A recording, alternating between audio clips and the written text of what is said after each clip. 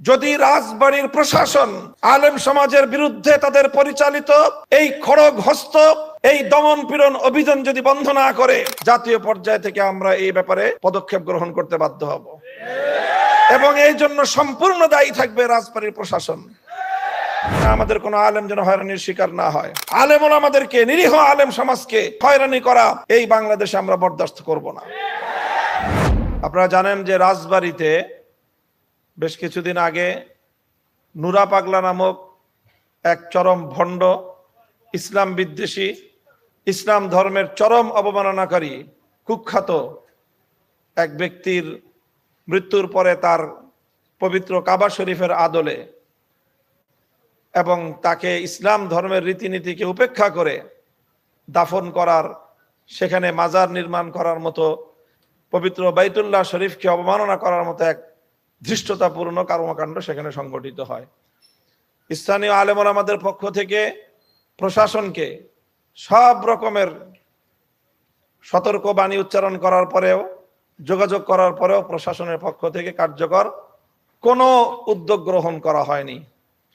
শেষ পর্যন্ত স্থানীয় ধর্মপ্রাণ মুসলমান তারা প্রতিবাদ জানায় এবং সেই প্রতিবাদ এক পর্যায়ে বিক্ষোভে পরিণত হয় এবং ধর্মপ্রাণ সাধারণ মানুষ তারা তাদের ধর্মীয় আবেগ এবং সেন্টিমেন্টে উদ্বুদ্ধ হয়ে শেষ পর্যন্ত সেখানে আইন নিজেদের হাতে তুলে নিতে বাধ্য হয় এবং এই ঘটনার জন্য যতটা না স্থানীয় জনগণ দায়ী, তার চেয়ে অনেক বেশি দায়ী হলো প্রশাসনের দায়িত্বশীল।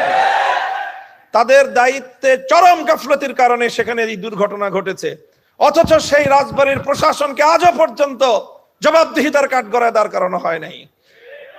পক্ষান্তরে আমরা সাম্প্রতিক সংবাদ পাচ্ছি, অহরহ মানে প্রতিনিয়ত রাত দিন আমাদের কাছে রাজবাড়ি থেকে সংবাদ আসছে, সেখানকার মসজিদের ইমাম সাহেবান, রাজবাড়িতে আমাদের প্রতিনিধি আলেম সমাজ, হেফাজতে ইসলামের দায়িত্বশীল বৃন্দ, ইসলামী সংগঠনগুলোর নেতৃবৃন্দকে অযথা হয়রানি করা হচ্ছে।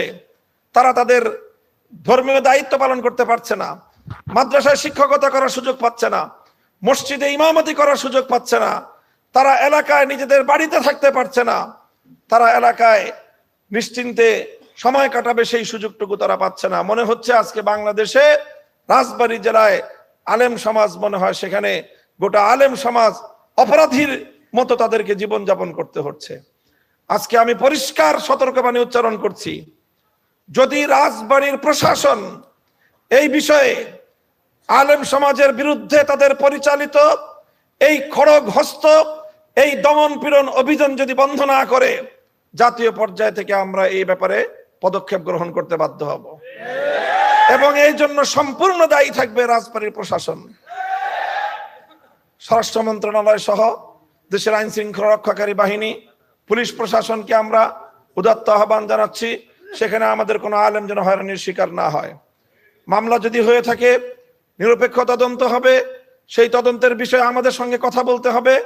আমাদের কোনো ব্যক্তি যদি কোনো কারণে দায়ী মনে করি, আমরা অবশ্যই তার যথাবিহিত ব্যবস্থা আমরা গ্রহণ করব, কিন্তু সেটা ছাড়া আলেম ওলামাদেরকে, নিরীহ আলেম সমাজকে এই হয়রানি করা এই বাংলাদেশে আমরা বরদাস্ত করব না। এটি আজকে আমরা এখানে ঘোষণা করছি। আশা করছি মিডিয়ার মাধ্যমে এই কথা যথাযথ কর্তৃপক্ষের কানে পৌঁছবে এবং তারা যথা পদক্ষেপ গ্রহণ করবে ইনশাআল্লাহ।